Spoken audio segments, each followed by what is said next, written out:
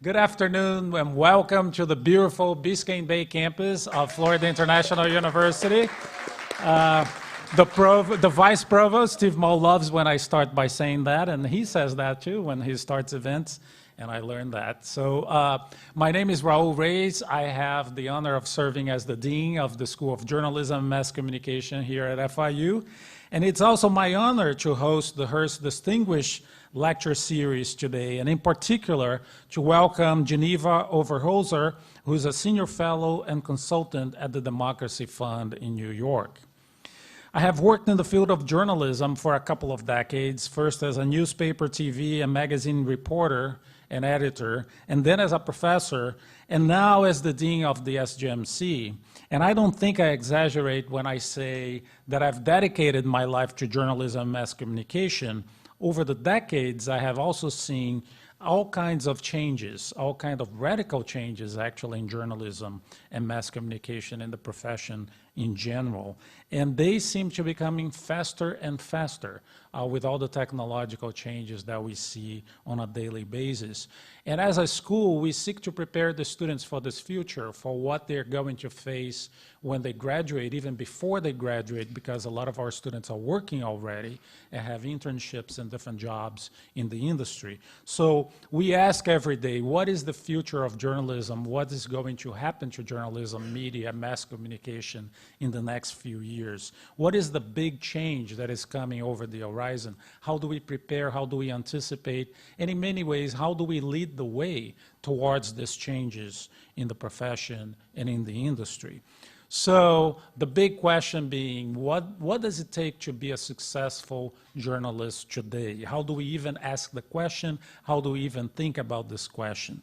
And this is very tough. This is a very tough question to answer, and I don't think anybody has a definitive answer. However, there are some professionals who have, I think, their position in a way that they can provide us with a lot of food for thought and a lot of information, a lot of insight that will help us answer those questions. And Geneva Overholser is one of those individuals. She's not only a senior fellow and consultant at the Democracy Fund, but also she's a senior fellow at the University of Southern California, USC, at the Annenberg School for Communication and Journalism. In fact, up to 2013, she was the director of the USC Annenberg School of Journalism and Communication, and is now an independent journalist as well, living in New York City. She currently serves on the boards of the Academy of American Poets, the Rita Allen Foundation, and the Women's Media Center, and on the advisory board of the CUNY Graduate School of Journalism. Her accolades are really impressive. The list goes on and on of awards. Unfortunately, I don't have as much time to do justice to the long list of accolades, but a few of the highlights. As editor, she led the Des Moines Register to a Pulitzer Prize for Public Service. Many people consider the public service the most important Pulitzer Prize. And while at the Register, she also earned recognition as Editor of the Year by the National Press Foundation and was named the best in the business by American Journalism Review. She was for 9 years a member of the Pulitzer Prize Board and the final year as a chair. And she held a Nieman Fellowship at Harvard and a congressional fellowship with the American Political Science Institute. Mr. Overholser has a wealth of knowledge, insight, and experience to share with us today, and we are honored to have her speak. Please join me in welcoming her to FIU.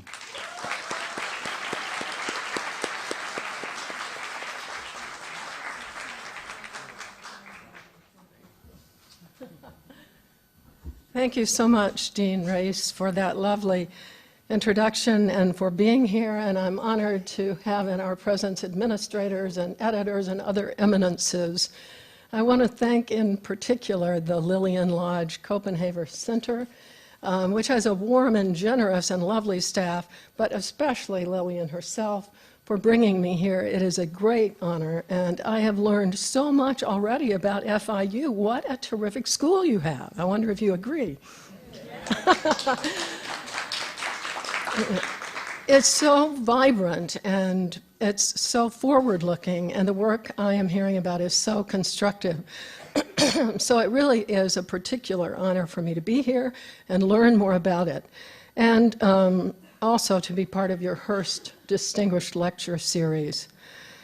I hope to present to you today the much discussed topic of the future of journalism in a very different way.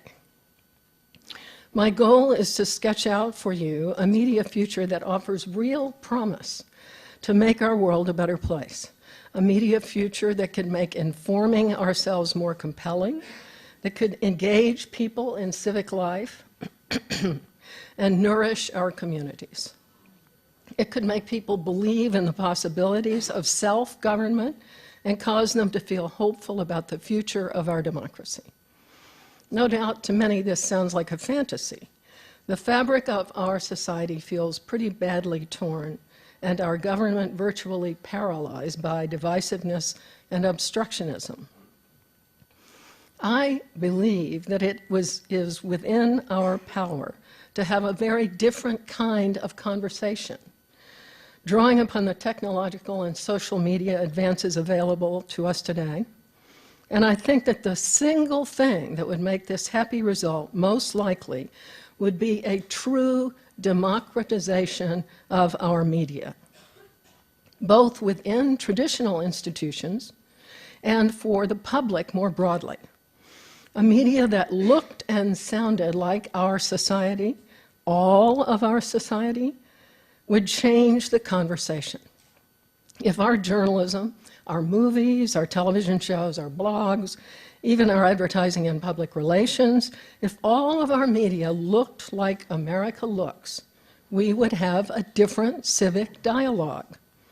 Things that now seem impossible to discuss would gradually become discussable. Divisions that seem unbridgeable would begin, not easily, not quickly, but they would begin to be bridged. So let's begin, while I clear my throat, by taking a moment to see how the media do look today. Now I'm going to go through these pretty quickly, and you won't be able to see all the figures, but all we need is a kind of an overview, right? So here's slide one. This first slide shows female and male bylines. Women, of course, guess, are on the left, and men on the right. So the lighter color to the left. That's in major newspapers across the country, although clearly it should have had the Sun Sentinel. Okay, so number two, it's not because there are no women in the pipeline. Here are the proportions of women, undergraduate and graduate, who are getting bachelor's and master's degrees. Here are female and male bylines in the wire services. Overall, 38% women, 62% men. And truly distressing TV numbers. The top positions are 96% white and 71% men. Does that sound like America? 96% white and 71% men. Lopsided. Here we have movies. This is about speaking roles. 16% of films in 2013 had a balanced cast. And here are internet outlets by gender, men on the left, women on the right of each ring. You'll notice that Huffington Post, the furthest left, has more women than men. Not coincidentally, run by a woman. Here we have diversity in tech companies. Gender is featured in the left slide. And, I guess so the next one is diversity in tech ethnicity. So here we have diversity in tech companies. The US population, so sorry, is at the top of each chart to give you a point of reference, and below that is how women are represented in this case and how people of color are represented in this case. Again, US population at the top.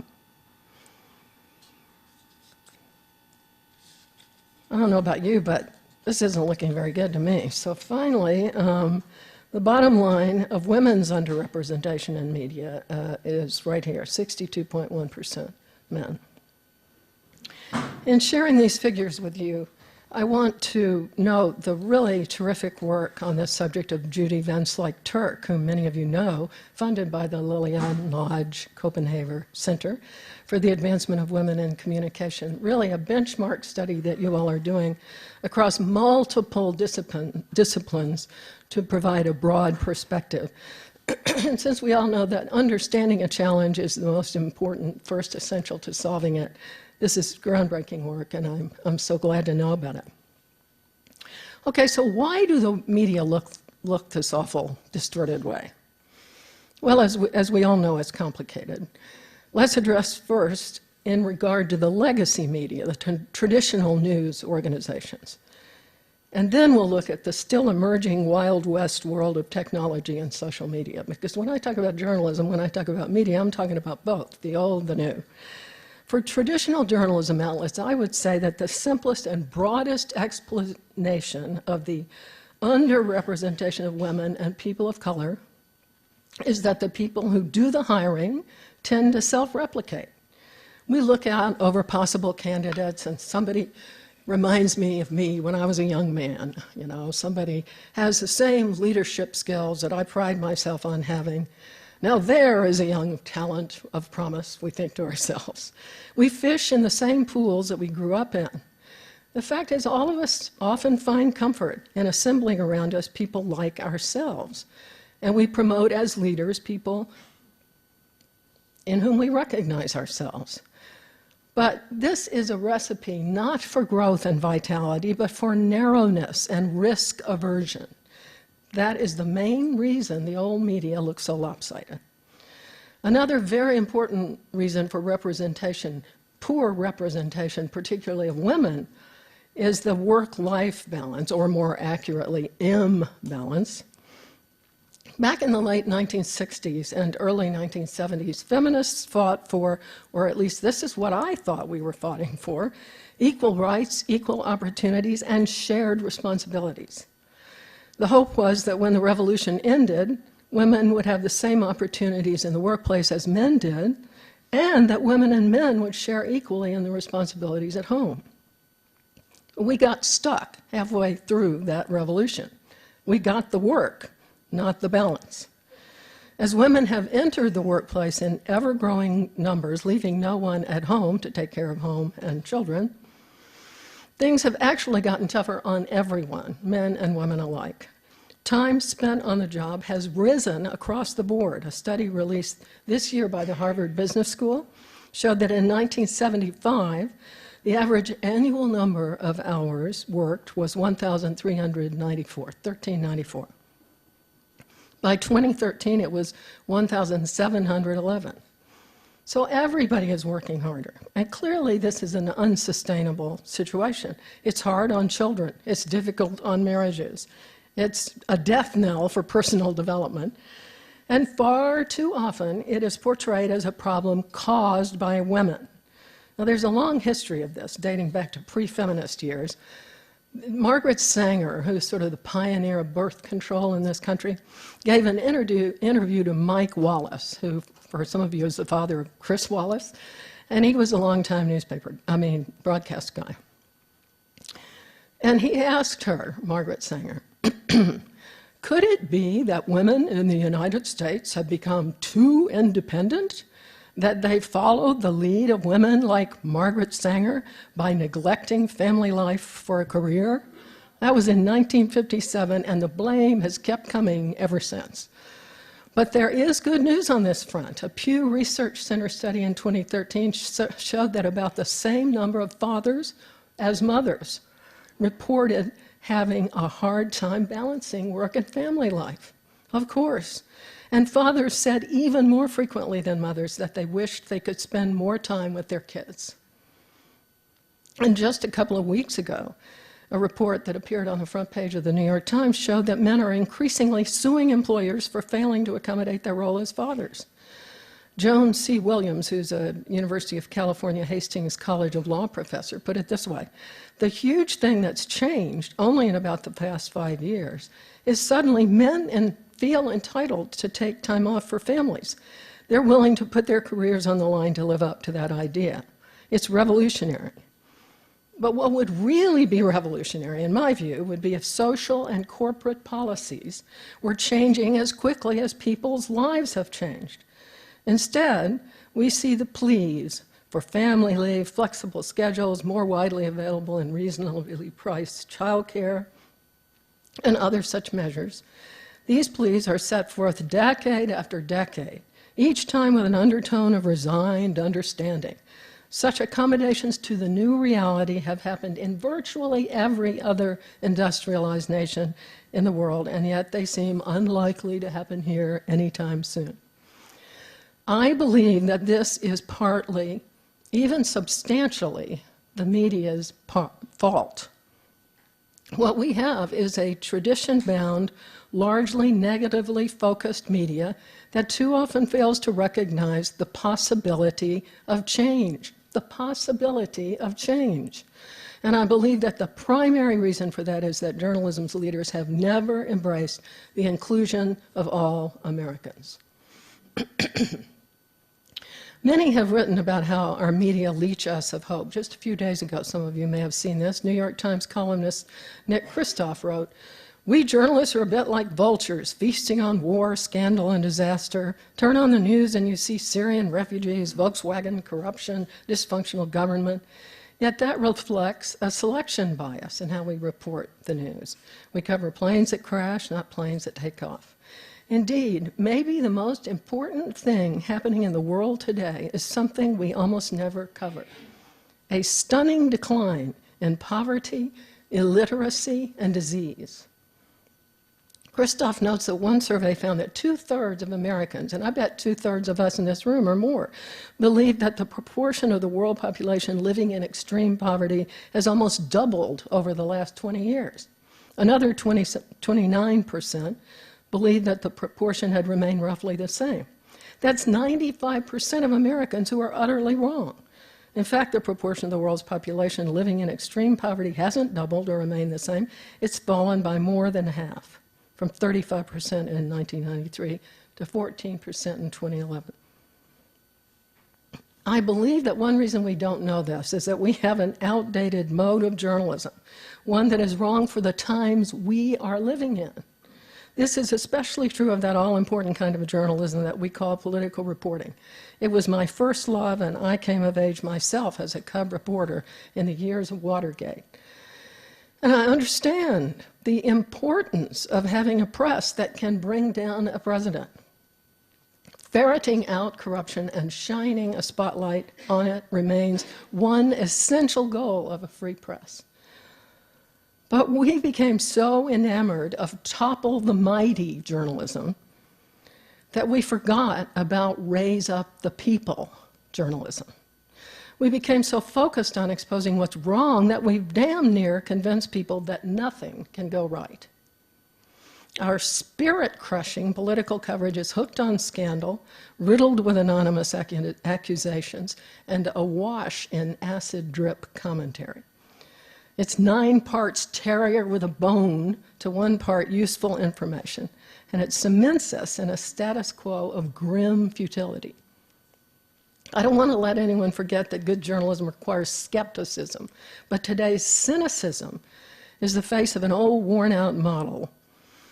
What political journalists are covering, of course, is a culture that is itself so cynical that it affords plenty of opportunity. But a cynical press covering a cynical political process is a most unpalatable closed circle, and our democracy is really suffering from this. How can we have hope when we see failure everywhere? How do we overcome biases when they are constantly reinforced? How can we imagine inclusion when exclusion defines what we watch and what we listen to? A study by the American Press Institute and the Associated Press NORC Center for Public Affairs Research last year found that 33% of Hispanics believe the news media accurately portray their communities. A third. Among African Americans, 25% see their communities as accurately portrayed. These complaints are not new. Almost 50 years ago, something very important happened in this country as a result of social unrest that convulsed cities across the nation. A body that we call the Kerner Commission, formerly the National Advisory Commission on Civil Disorders, in 1967 wrote, and I want you to listen to this quote written 50 years ago, in many ways more honest about media than most that we hear today. The news media have failed to analyze and report adequately on racial problems in the United States, and as a related matter, to meet the Negro's legitimate expectations in journalism. By and large, news organizations have failed to communicate to both their black and white audiences a sense of the problems America faces and the sources of potential solutions. The media report and write from the standpoint of a white man's world. The ills of the ghetto, the difficulties of life there, the burning sense of grievance are seldom conveyed. The report went on. Slights and indignities are part of the Negro's daily life, and many of them come from what he now calls the white press, a press that repeatedly, if unconsciously, reflects the biases, the paternalism, the indifference of white America. This is not excusable in an institution that has the mission to inform and educate the whole of our society. The commission reported that one person they interviewed has this to say: the average black person couldn't give less of a damn about what the media say. The intelligent black person is resentful at what he considers to be a totally false portrayal of what goes on in the ghetto. Most black people see the newspapers as mouthpieces of the power structure. The Kerner Commission concluded that the media had been shockingly backward in hiring black reporters and editors, and this is a condition that remains woefully true today.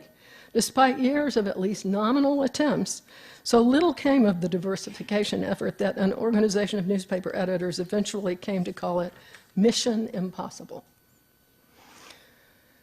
So having established that our media institutions fail badly at inclusion, let us turn now to what appears to be an equally impossible mission, fulfilling the hopes of a democratization in new media. You would think that the remarkable new worlds opened before us by technology and social media would guarantee a more democratic, more richly representative media. Alas, you'd be wrong. You've seen the statistic. Here let us note first that the white and male dominance has not come about because women have been unsuccessful. A 2012 study from Dow Jones Venture Source indicated that startups led by women are actually more likely to succeed. A Strategic Management Journal article concluded that innovative companies with more women in top management showed stronger performance. So how do we explain the statistics we saw? How do we explain that we are replicating the same patterns in this brand new world of wide open opportunities? And not just in terms of leadership at media startups, but more broadly in terms of who is heard on the web. The deeply discouraging truth is that new technologies are giving sexism new opportunities. And not just sexism, but truly abhorrent misogyny. You know, back in their heyday, newspapers were a pretty intimidating force. The average person found it kind of hard to pierce the armor. That's why the great press critic A.J. Liebling said, "Freedom of the press belongs to those who own one." That's why Mark Twain said, "Never pick a fight with people who buy ink by the barrel." Well, now, of course, everyone has freedom of the press, and everyone has an opportunity to pick a fight, and boy, do they pick them. It turns out that when people who haven't had much opportunity to speak before are heard, new truths emerge. And some people very literally hate that, no doubt because they're afraid of the change it represents. So what we're seeing is that these new tools of expression are being turned into new tools of oppression. And women of color particularly, are being hounded out of the public square. This is especially sad given that women have already long been woefully underrepresented in traditional commentary, in op-eds, columns, even letters to the editor. I remember hearing some years ago about a clinic in which women were being taught to write op-eds. "Write about what you know," said the leader. "Oh, I'm not really an expert on anything," the women demurred. The teacher's first thought was, funny, I've never heard a man say that. But the next thought for each of us should be that we are all experts on our own lives, and our experiences are essential if society is to understand its challenges and try to solve them. Women are often held back because they think it's their job to keep things running along smoothly and to keep people happy. They're uncomfortable with the idea that they might cause problems.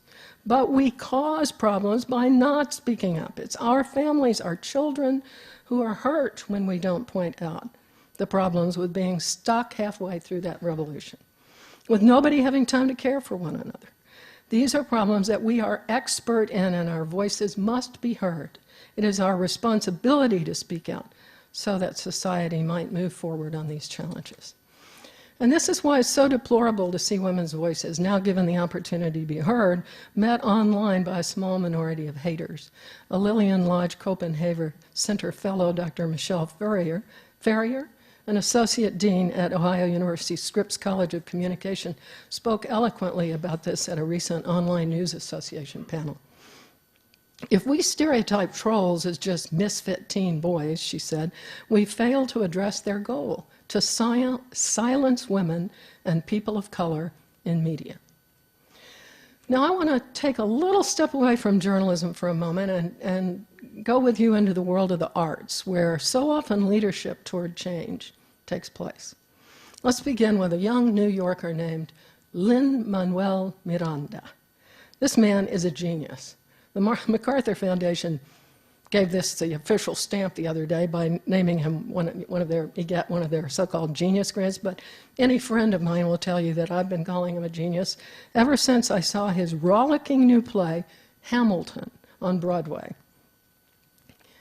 Miranda wrote the book, the music, the lyrics, and he stars in Hamilton. And here's what the New Yorker reviews had to say about Hamilton. Rooted in hip-hop, but also encompassing R&B, jazz, pop, Tin Pan Alley, and the choral strains of contemporary Broadway, the show is an achievement of historical and cultural reimagining.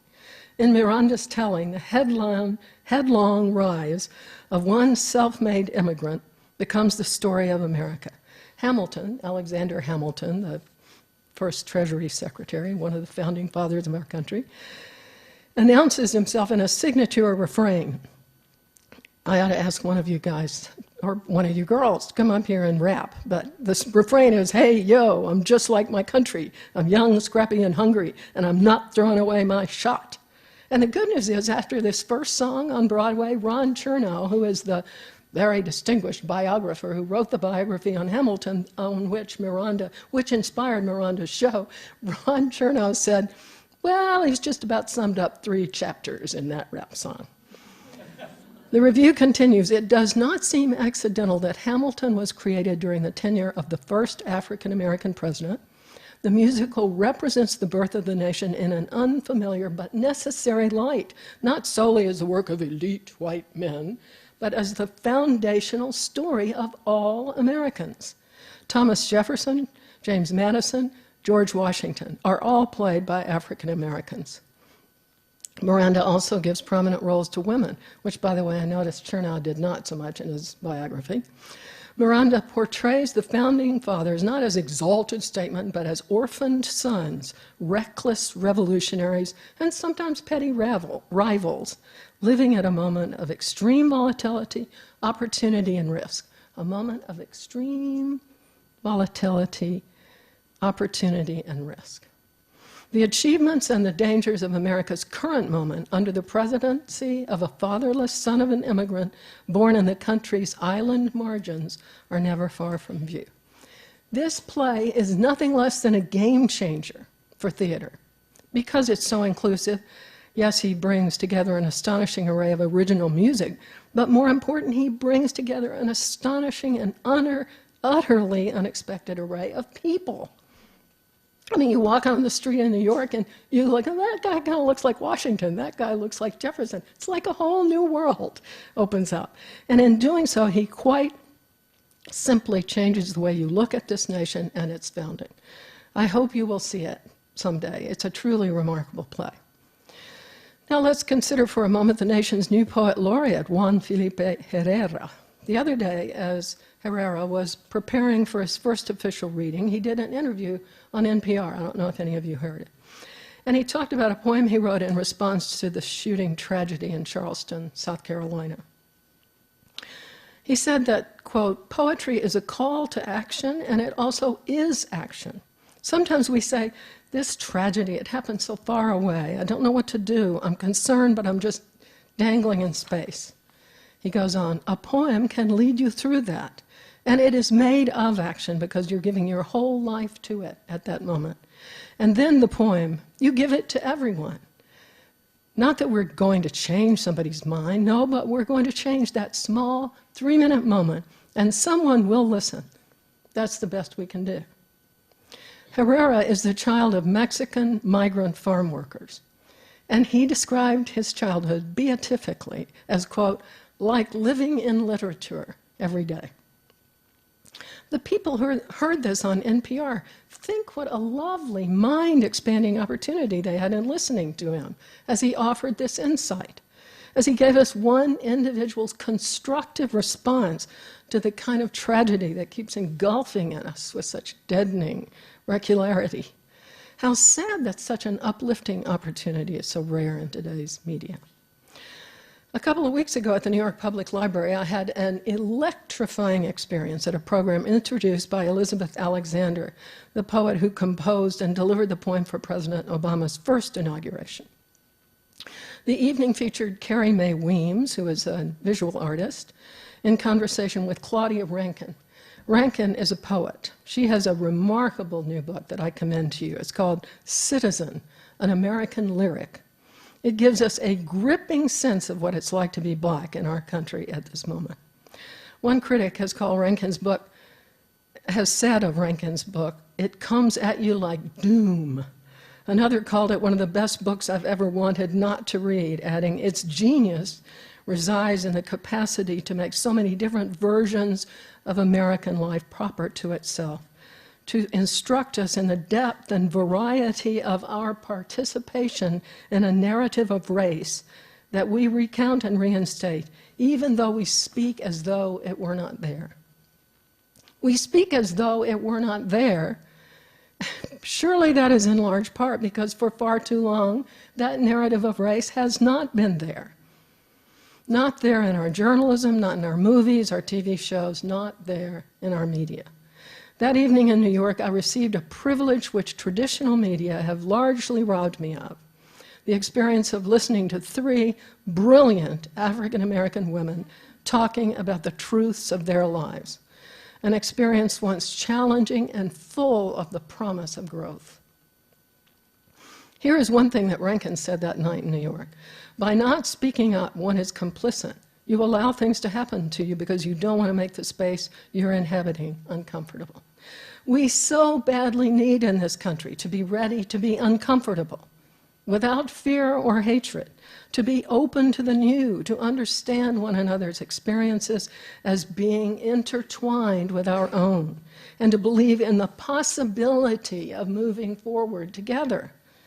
How do we do that in a world in which new voices are straining to be heard, a world in which journalism is trapped in conventions that often render it more of a hindrance than a help? One of our most thoughtful press critics, New York University's Jay Rosen, has noted that different times require different journalism. He wrote that journalism's possibilities and problems are different than they were in 1974, when Richard Nixon resigned and the press felt a surge of power as a righteous institution performing well in an hour of need. Today, what we most need from journalists, Rosen wrote, is their enlivened imaginations. We need the enlivened imaginations of journalists as they try to picture a scene where democracy and citizenship are not in a slow fade. That was in 1999 that Jay wrote that, and the fade has only hastened, in my view. For many years now, journalism critics, including many of us journalists, have recognized the problem and offered up solutions. We've seen civic journalism, public journalism, solutions-oriented journalism, wisdom journalism, knowledge-based journalism, and I'm sure there are more. All these efforts have come to little. Journalists mostly keep on doing what they've done for decades. Changing the minds and habits of journalists seems not very promising. But changing the face of journalism, changing the voices in journalism, that is where the promise lies. That is where we could make other changes possible.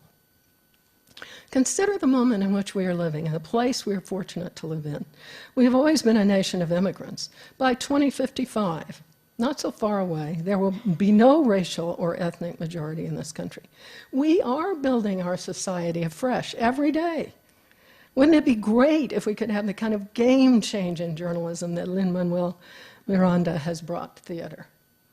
Perhaps that could help us see ourselves as capable of building that new society, help see ourselves as responsible for building that new society. Oh, how we could use a journalism nourished by new blood and loosed from the constraint of its conventions. A journalism whose ranks are bolstered by citizens assuming responsibility for the public dialogue. And I really believe this must happen. Think what could happen through a richer embrace of all of our human talent, all the remarkable men and women, immigrants and natives of this great country. Through an understanding that the experience of the migrant worker's child is as valuable to our comprehending our society as the experience of a Wall Street investment banker.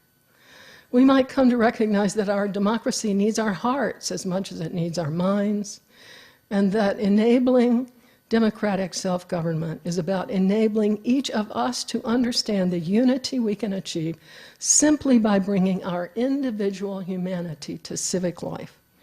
With the aid of a more egalitarian, more representative media, we could build a more egalitarian, more representative society. We need a journalism that makes a place for all of our lives. And in all of our lives, we need to make a place for journalism. By that, I mean both a place for the consumption, the thoughtful consumption of journalism, being critical about your sources and being willing to pay in order to support it, I might add, and the creation of information in the public interest. Because as journalism, traditional journalism, is diminished by economic forces, we have not just an opening, but a responsibility to help inform the public debate. We must behave as public citizens, aware of the voices and our contributions that we make in media. We have a responsibility to be heard and to safeguard the space where those with differing views also can be heard. Like most efforts, this one, for most of us, will start at home. It'll start in our communities, geographic communities, communities of interest. We can help shape the debate, help create a sense of direction, help foster hope. We can think of our world as the founders thought of this new country. It is ours to shape. We start now, we start here, and new possibilities will begin to open up, and the national conversation will change along with those possibilities. I think back to that dazzling evening I described at the New York Public Library, where those talented women with their fierce passion and warm generosity gave us the gift of their fresh ideas and deeply human experiences. Gifts all of us could benefit from, gifts all of us could offer, if we had the chance and took the opportunity to see and hear one another. In closing, let me say, obviously enough, this is my dream of what might be possible. I offer it up after 45 years in journalism, a craft I love, and with the huge faith that I hold in the wisdom of the American people. I hunger for something like this because we so badly need it now at this period of our democracy in order to realize the promise of which we are the caretakers. It may seem unlikely, but this is something journalism could do if all of us took up these roles. I hope you will seize the opportunity. Thank you, and I look forward to your questions and comments. Thank you. Thank you. Thank you. Thanks a lot. So I'm equally happy to have comments and discussion and pushback, because then I'll be enlightened. But I certainly welcome this period of discussion.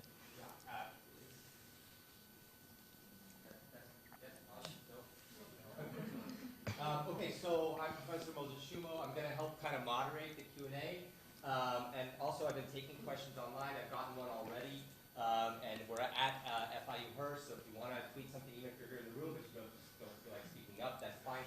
Can we get this on? Because we're going to want our online audience to be able to hear the questions. This mic, can this mic get turned on, please?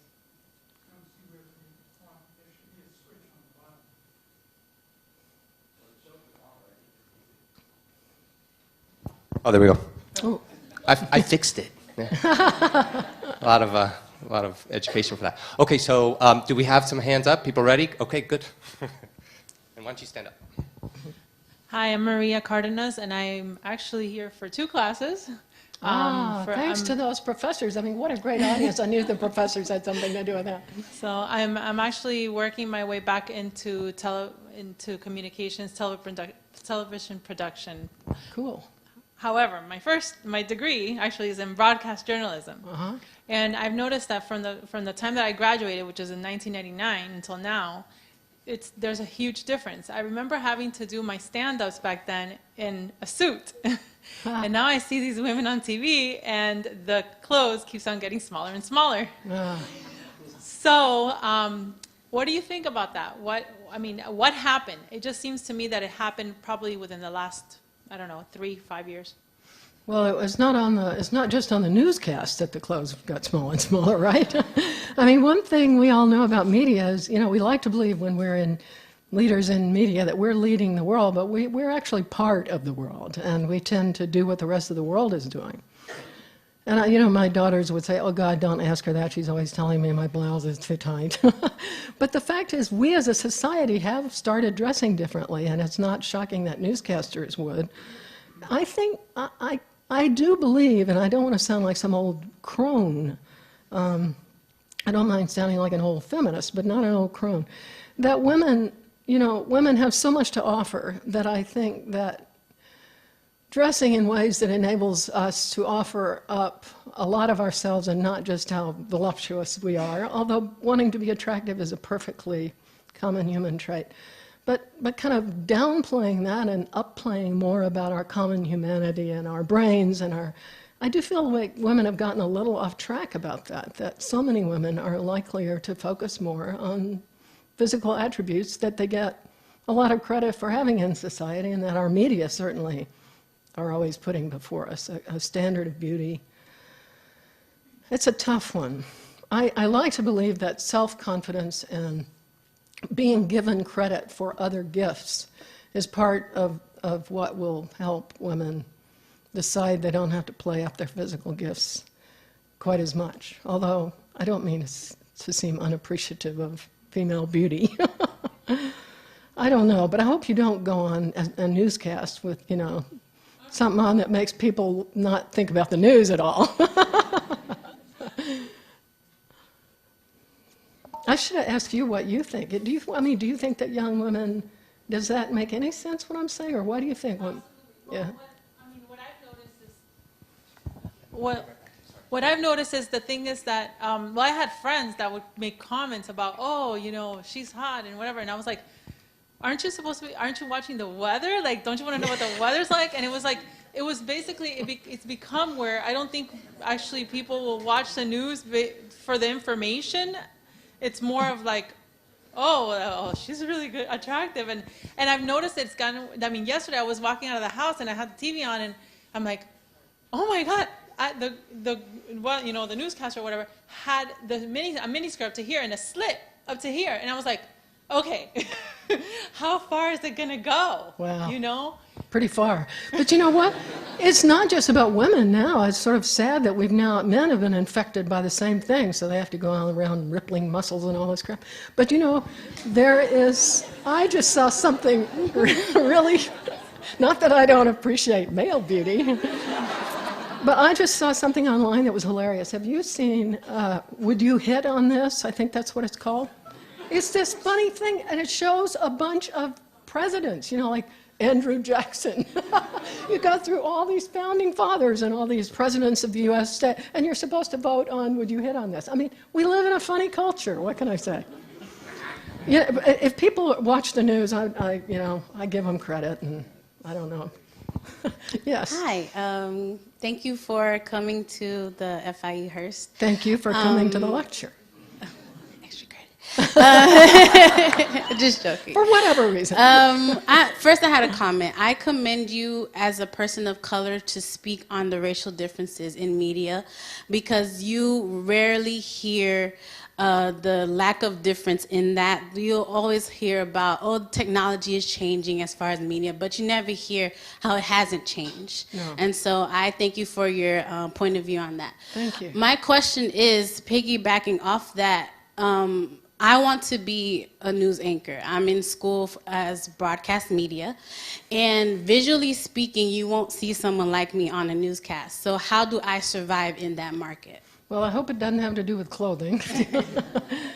You know, I'm the last person to ask. I was saying to somebody at lunch, the medium I least enjoy appearing on is television, because even I, at 67, get comments, not that they're positive, about oh, your hair used to look better, you know.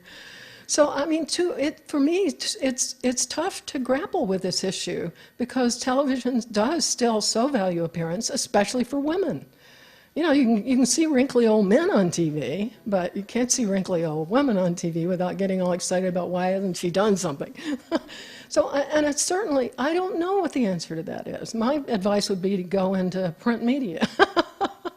I'm sorry, I really don't know. I hate the emphasis on appearance, and I certainly hate on narrow definitions of attractiveness.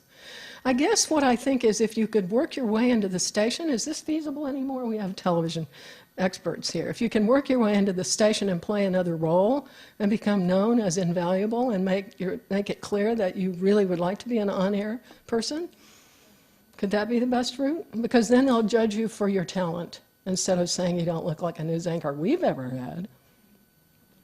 But I want to say something about, I really appreciate your mentioning that I do believe that the struggle for inclusion, there are very different degrees of difficulty, and in most cases I think that race is much harder. But I actually think in some ways people are speaking out more effectively on race now than women are, and that women have gone into a quiescent period. So, you know, the struggle needs us all, everyone, including white men who have their own struggles, and young men who are struggling to be fathers. And so I feel like it's important that all of us do. And it's just so long been dismissed as this beautiful thing. God, I guess we'll hire a black person, you know, need a woman in our leadership. Like, it's just painful. When in fact, any of us who have ever sat around a table that is full of diverse voices know that it's far more interesting, smarter, broader ranging. It's just it's clear that it taps talent. But unless we all talk about that and express not just a comfort with it, but a desire for it, you know, the pleasure of it, then it just keeps on not happening. I do believe because we just keep on hiring the people who look like the other anchors looked, or I don't know. The appearance question is really a tough one. Hi, I'm Spiro Canton. I'm a broadcast journalism major from the University of Georgia several years ago. And up until really recently, I was one of the wrinkly old men on TV. But to give you a little perspective, there are a lot of changes taking place now in journalism. And if you take a look at the recent Pew Research study, it's a 60-40 split for baby boomers watching TV or getting their information from the internet. With the Gen Xers, it's more 50-50. Millennials are 60-40 on their other side, with more information coming from the internet than it is from traditional media. Yeah, I think the Pew studies are great. As you lead the revolution to have more inclusiveness. Okay, we're leading, you collectively lead the revolution to have more inclusiveness as far as journalism. Isn't it easier today with the internet and with the different options available to everybody as far as the dissemination of information to actually get perspective from African Americans and from Hispanics and from women and from all forms of all the demographics across the board? Yeah, I hope I said that I'm talking about two things here. One is legacy media, which do need to be more democratic, to be better, more representative. And I'm talking about the web and all the new forms of social media and technology. Unfortunately, we don't seem to have seen a great deal of progress in making those media more representative. That's part of what my statistics were showing. The internet was there, and people really are hounded out when they come out with messages that make other people uncomfortable. So I think that was the initial dream. We all thought, well, who needs to worry about, white man's old press if nobody's paying attention? I never thought that, but and so the new media will bring us this great democratic representative world, but it hasn't been. In fact, I mean, if you look at the people who are running news, running information providing companies out of Silicon Valley, it's way more male than any newsroom has been in 50 years. Way more male. And that makes a difference. These are the guys running the companies. And they would make most of you, the behavior, they're famous for sort of frat jock, cultures. So no, I mean, I wish. But in fact, that's why I believe every one of us needs to be sure we are taking on a role as responsible people, especially those of you who care about communication and are aware of the importance and potency of it. Because all of those communities online need our engagement. But no, if that were true, I wouldn't be nearly as worried about it.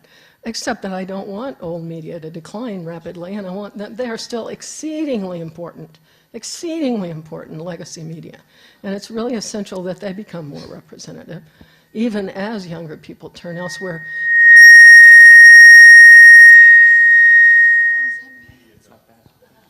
Especially because they're influenced by legacy media too. So I invite the revolution on both fronts, and you're more than welcome to help lead it. Yes. Okay. Hi, my name is Camilla. I'm a broadcast media major. I recently had an internship in Phoenix, Arizona with ABC, and Cool. Thank you. And one of the problems I noticed is that I feel like there's a little bit of discrimination, or maybe a lot, in areas where there are a lot of Hispanic, especially Mexican populations. And there was this reporter who's Hispanic, and she pronounced Spanish phrases in Spanish, and so she was criticized for saying it in the Spanish way. So I wanted to know your opinion on that, especially I'm concerned because I'm a Colombian, and I want to excel in the journalism field in America. So I want your opinion on that, please. My opinion on that is that people are scared to death of change, and that, as I said here, underlies most of the pushbacks that we have. Like the idea that pronouncing a Spanish name in an appropriately Spanish way is offensive is palpably ridiculous, right? But to somebody who is afraid of change, it speaks of, oh, we're going to make Spanish another language, official language, and who that funny-looking president we got and that woman who was majority. I mean, all these things are changing, right? And it scares people. So my feeling about that, first of all, as a young broadcaster, you probably are going to have to go along with whatever the standard of your station you're working with is. I would hope, especially in an area like Phoenix, when there are plenty of Spanish-speaking people. I mean, and I lived in LA part of why hearing about that seemed crazy to me is I lived in LA for 5 years, and all kinds of people pronounced Spanish names sounding Spanish, I didn't feel like it was ever an issue. But people focus on one little thing, and I do believe we should all do everything we can to help people see that that's just one more piece of progress, that we can actually understand how somebody's name is pronounced. Although it's not always easy to know, right? Some people pronounce their name more English than some people not. But ask, and if that's the way they want to pronounce it, I think that you should pronounce it that way. But you do have to recognize that trying to push for change also requires understanding fear and trying to figure out what it is that makes people fear and how much change you can make. Did you ask if you could pronounce names correctly at the station? Yes, I did. The people at ABC, like the reporter Yeah.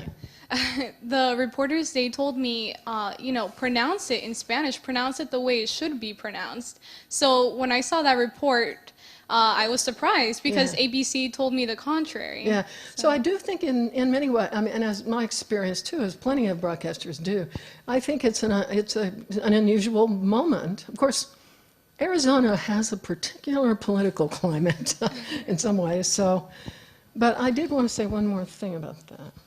I'll think of it. I want to take a question from the Twitterverse, since we did The promise Twitterverse. that. And this actually comes from Karen Mitchell, who tweets at Uber Scholar, and I understand you hired her She originally used at the to- Register.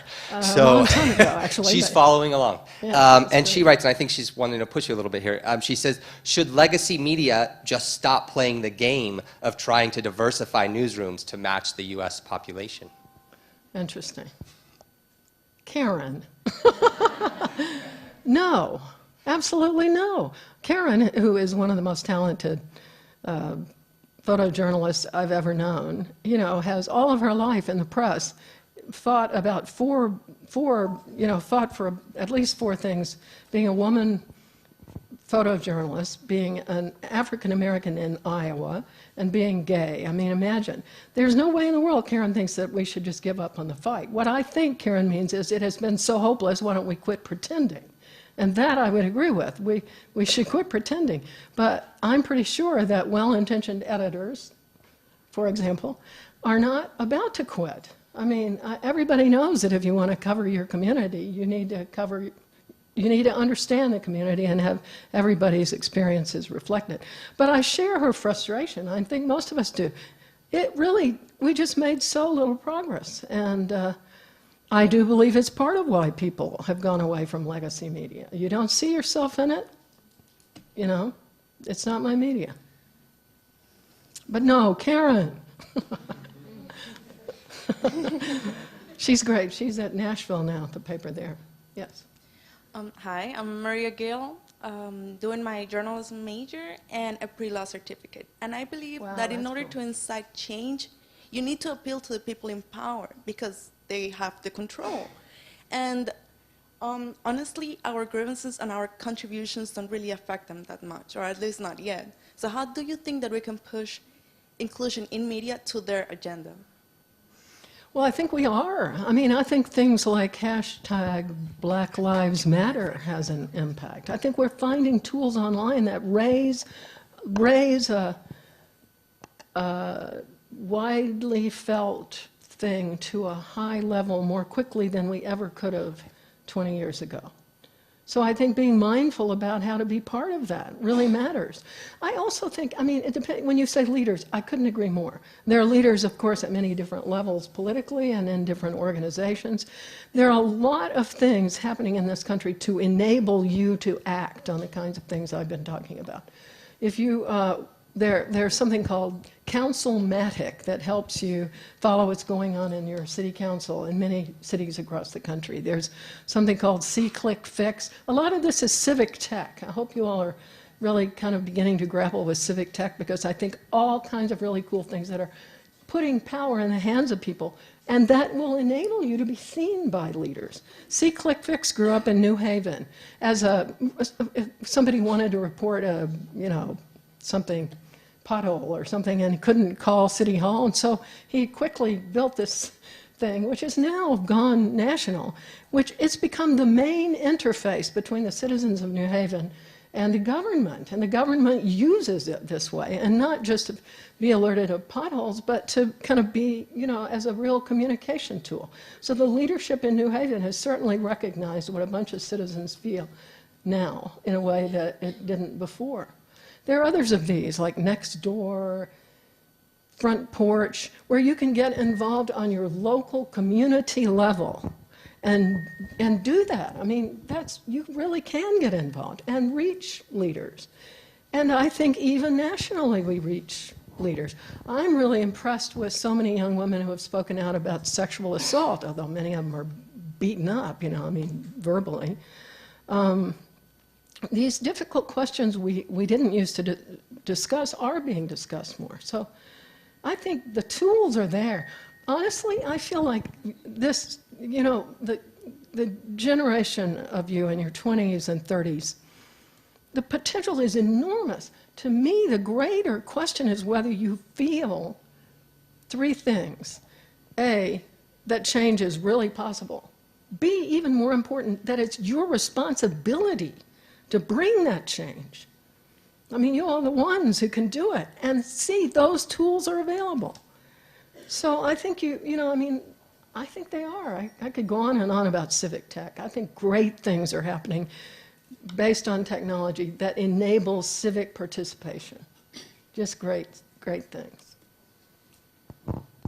Hi, and thanks for being here. I'm Neil Reisner. I'm a professor here at SJMC. Glad to meet you. I'm glad to meet you. There's another piece of it that I think we have to consider.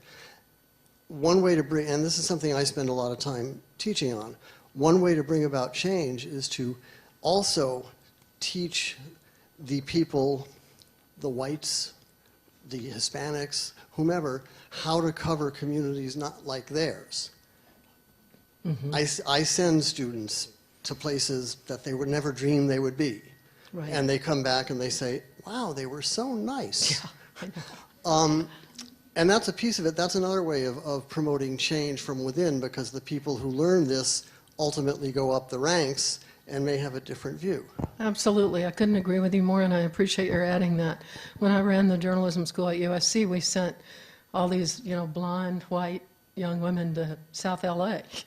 And they came back and they said, people were so nice. And, it's, but I mean, that's good, right? That's good.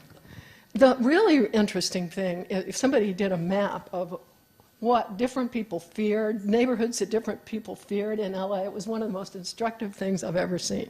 It had, white folks feared South LA, Compton, whatever. Black folks feared Beverly Hills. I mean, those are the kinds of things we learn about. And the audacity of Angelenos to call Los Feliz and Silver Lake East LA, East LA. East LA is this huge area over here, which is 60% of the city, which is almost all Latino. It's astonishing what we do. It's astonishing. But I mean, when you talk about it, when you get it out there, and when you see one another and you realize, we all are in this together, and people are fundamentally nice. We are stuck on the ways that our country does not work. And it has a lot of ways it doesn't work. I'm not minimizing it. But it's real funny. I think those of us who are children of the 60s, people look at the 60s very differently. But one good thing it did for me, civil rights and women's rights and anti-Vietnam, all these things, I think we got into them so much because we were raised to believe that everything was right about America. In Eisenhower era, it's the best country on earth, shining city on the hill, and all this stuff. So then when we came of age and there were, we realized it's certainly not. I mean, we got civil rights and women's rights need to be brought about, and, then we believed in the prospect of change. We believed we could make change. That's what it was about. Now I think it's like the opposite. Everything seems, maybe you all don't feel as negative as I think, but it does feel that society at this moment feels like we can't do anything politically. It's all a bunch of cynics. And so the belief and also the sense of ability, I just feel like those are key. The tools are not the problem. Really. The tools are not the problem. The tools are there. It's mind frame, and I do believe media shape the mind, so much. And that's one of the problems, I think. But I already said that at length. Yes. Hi, Geneva. My name is Christian Portillo. I'm a journalism major, and I'm currently interning at the Miami Herald. Right. And thanks. And I just wanted to know, can you share your thoughts on the responsibility the newsrooms have in equipping themselves with a diverse group of journalists? Well, sure. I mean, I think that it is impossible really to do a good job of covering your community unless you have within your ranks the breadth and range of experiences and identities that your community embraces. I mean, so That means men and women. It means people of color, all colors. It means having people who've grown up poor. I mean, it means bringing around the table people with very different experiences enriches your news report and makes people believe in you as a source of information. And that's true now online. Of course, we can do, I mean, we have this infinite news hole, not that it's, you know, I know it takes work. But to me, it's just clear that you can't really report on something unless, I'm not saying that you cannot, as a Latina, go out and cover a white community. I agree with the professor's point that one of the great things that's happening is that all of us as journalists need to be reporting on other lives. So I'm not saying that, nor that only you should you cover this or that community, none of that. But the idea that we would run a newsroom with, you know, 90% of anything in a nation which is made up of everything is just like saying, I'm gonna have a little report here and I'll tell you what I know and I hope you'll accept it as the universal truth. That's just not the universal truth. It's not all embracing. And I mean, you can do it in different ways. You can include voices from the community if you have a little bitty staff. You can't hire everybody, I get that. But you do have to think about, and I think about this, I'm really talking about the national press too. I read the New York Times every day and it's a wonderful newspaper, but I think their political reporting is just soul destroying. And I think that's partly because, you know, no matter whom they put in there, some young woman comes in and still writes the same way because, by God, that's what political reporting sounds like.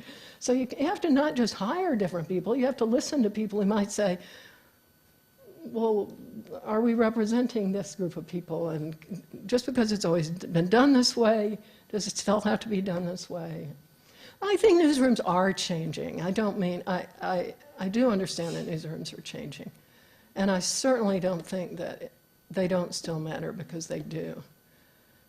But I ran a newsroom, and I know that in Iowa, I wasn't nearly as successful as I should have been in being sure we had enough people of color. Yes. Hi, my name is Ricardo Delgado. I'm a digital major, but also I've also been on the field for over 30-some years. I worked for the Hearst Corporation. I was art director for Buen Hogar, Good Housekeeping in Spanish. My question is this: I mean, I've seen many changes, just like all of us have, and we spoke about the tools that we have available nowadays. But the tools in itself, it seems to me, that are segregating us, and not the tools themselves, but the forces behind the tools. I mean, we're becoming pockets of interest, and the interests that be also are targeting these pockets of interest, and we're not uniting. So what will be your recommendation to get us united again? Well, first of all, I agree with you. I believe that the concern that I want to stress is that I don't see this brave new world. I see the brave new world as replicating the same old patterns that, you know, we aren't being brought together. But these tools are only as good as we are, right? We have to decide that. We will go to our like-minded people for sustenance, for support sometime, but we are citizens of a larger and more diverse society, and we will place real value on speaking across the lines of class and race and gender and sexual identity. That we value that because we know our nation is made up of people who do view things differently, and that we understand it's good for us to hear them and it's good for them to hear us. I know it sounds, I mean, but it really is an act of will. The tools don't cause us to segregate. The tools enable us to segregate, and the tools enable us to hear one another. And I would argue they are enabling us in many ways to hear one another, but they are surely enabling us to segregate. We have to, I do believe we're understating the degree to which all of us as citizens in this democracy must adopt a self-identity as a builder of this nation at this moment, building community locally, you know, among our fellow shipbuilders, I mean, whoever the hell, wherever we are. We've got to be builders of community. And it can go viral, that's the good news.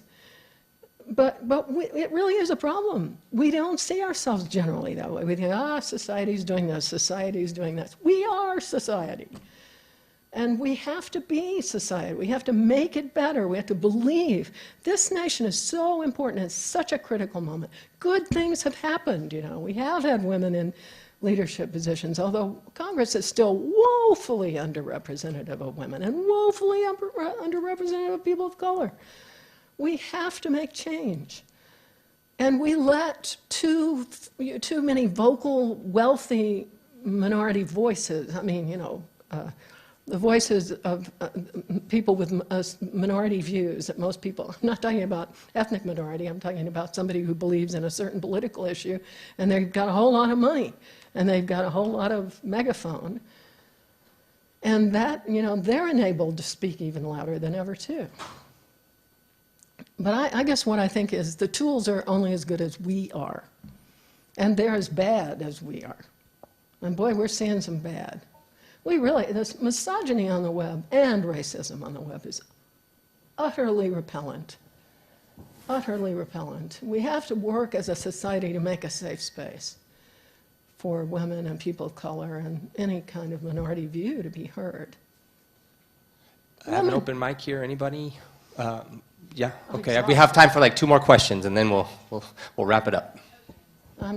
Hi, I'm Susan Jacobson. I'm a professor here at FIU. So, quick question: since you were talking about journalists and their responsibility for dealing with multiracial, multicultural issues, so what about things like, you know, when a presidential candidate says, oh, we have to send everybody back to Mexico, and has that encounter with build a beautiful wall. Jorge Ramos, and so what? You know, I watch CNN and I see them sort of struggling with well, we have to cover Donald Trump because he is the leader, but at the same time he says these things. What is your take on that? Well, I do believe that you have to cover him. And you have to report accurately what he says. And I also believe that we are moving beyond that old, on the one hand, on the other hand, even though 97% of the hand over here and 3 over here, we're moving beyond that false equivalent, but not far enough beyond it. I think it is valuable to have thoughtful experts, and people do this. I mean, good press does this. Talk about, well, it happened with, who was it who said maybe we ought to have a wall with Canada? And somebody, you know, all kinds of people spoke out about the impossibility of this and that. Having experts who counter statements seems key. But I got to say, I think somebody makes a crazy statement. Most people can hear that it's a crazy statement. I'm more worried about the kind of coverage that just keeps hammering at something again and again, or, you know, rather cynically says, well, and I'll take Carly Fiorina, who's a tough case for me, but there was a piece in the New York Times that said, well, now we're going to be hearing about her failure as a Hewlett, you know, how controversial was her period as a Hewlett-Packard, which we need to hear about. But don't have a story that pretends you're not the one raising it. I mean, at times it's very bad. Well, the next thing we're going to hear is a whole lot about, or, you know, Hillary Clinton's email story is dragging her down. You know, and here's another chapter of Hillary Clinton's email story. I just feel like we all have this sort of dogged way of addressing the negatives and don't really, people used to say, well, that's all horse race coverage and we're going to do a better job of covering the issues. But are we really doing a better job of covering the issues? I don't think so. And I know it's not easy. I don't know. We have a very odd political discourse these days, don't we? Very odd. Okay, I think this is going to be our last question. Make it a good one. Haha, no pressure. Hi, my name is Joshua Poriente. I'm a broadcast journalism major. A lot of broadcast journalism majors here. Yes. You mentioned on one of your Twitters time ago that our journalism education must evolve as fast as journalism is evolving. So my question to you is, what do you consider is wrong with our journalism education? You mean at FIU? Or in I don't know FIU, but in general, I general. think journalism education has been slow to recognize the degree of change which this gentleman was pointing out. You know, too many journalism schools, and I'm sure that's not true here. How is that? are really not representing an accurate picture of the world the graduates are going to be going out into. So a certain set of skills in technology, a certain set of appreciation in social media, the different ways that you're going to be probably a multimedia journalist, whether you're at a broadcast news station or in a print newsroom. You're probably going to be, and you'll certainly be hired more quickly if you are, a multimedia journalist who embraces it all and doesn't think, well, this is the real thing, but I'll do this crap, you know. And also this, the questions we're discussing today. This isn't your grandfather's United States, you know. It's a very different, hopeful, or in some people's minds, scary nation. So you have a duty to help people understand where we are, you know, and give voice to a lot of different people, which means skills at going out and reporting in neighborhoods you didn't grow up in. And when I was running USC Annenberg School of Journalism, I did feel that those two, awareness of new tools and awareness of changing society, were really key. But it's hard for journalism education because you don't want to fail to give people basic skills and ethics and law, and, you know, so it's tough. But it's wrong. It's sort of like law schools now are being charged with, my daughter went to law school, and I get this. Law schools are being charged almost with malpractice because they're teaching people how to do the law and then there are no positions available. We can't train a bunch of journalists as if they were just going into the kind of newsrooms that existed, you know, 50 years ago. You need new skills.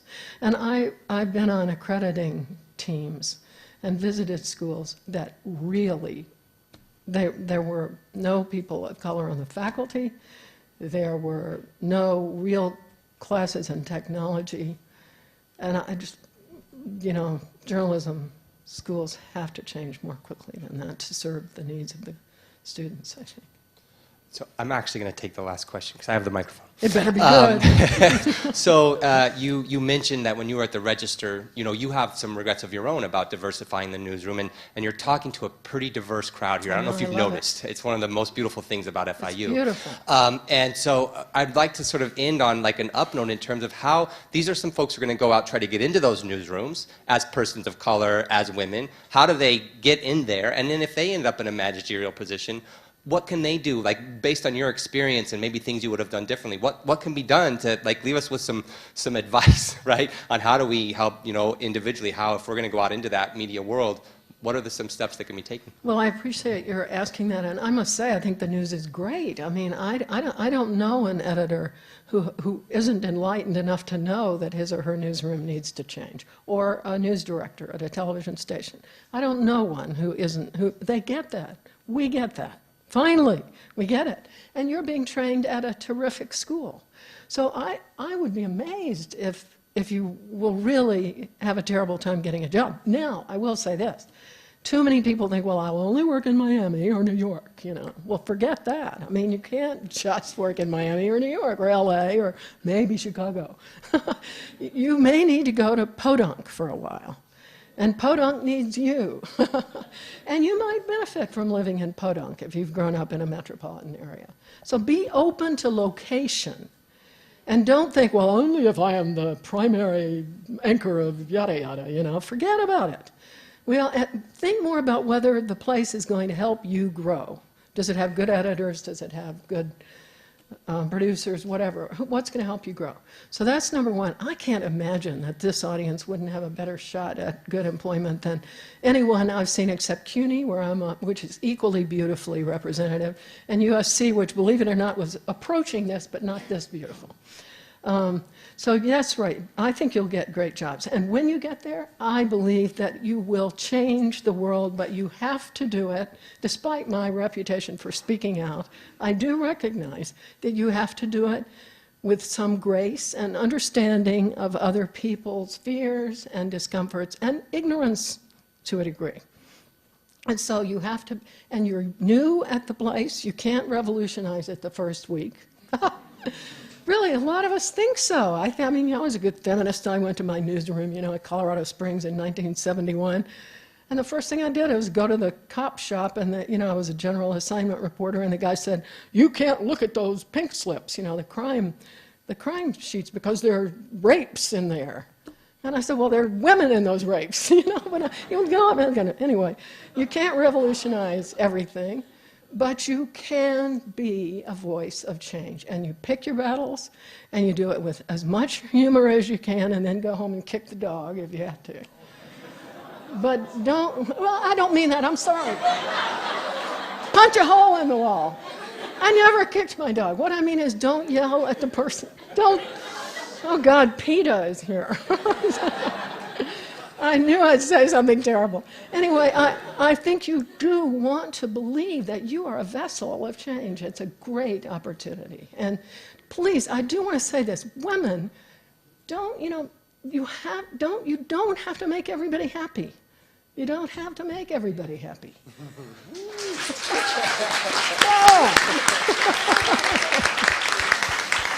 I'll end on that. All right, that was great. Now let's thank Geneva Overholser. Thank you. Thank you.